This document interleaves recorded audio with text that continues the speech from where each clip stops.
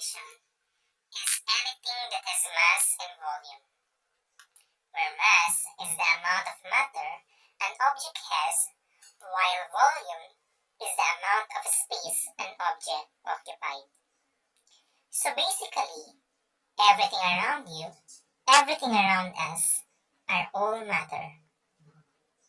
Let's now proceed to phases of matter.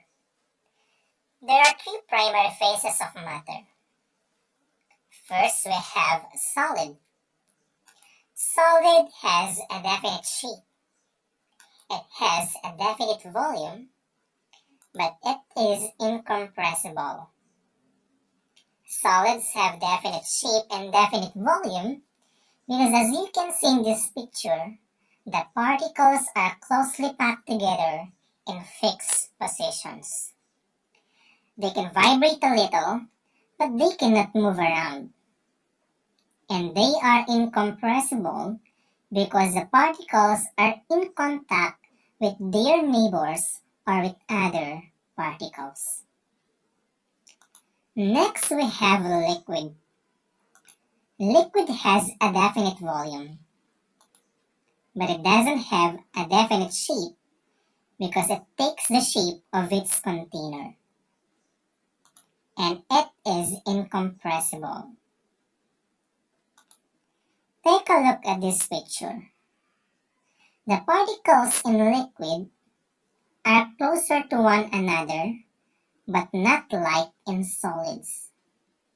Since particles are closer to one another, the attraction between these particles is stronger compared with that of gas.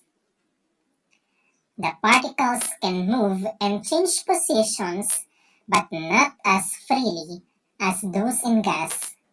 That's why it is also incompressible. Next, we have gas. Gas has a definite volume, but it doesn't have a definite shape because, just like liquid, gas takes the shape of its container, and it is compressible. In this picture, the particles are far apart from each other. Hence, they can move freely and the attraction between them is negligible.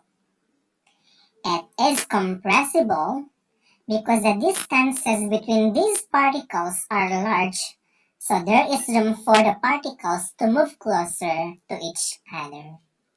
Let's now proceed to properties of matter. There are two properties of matter.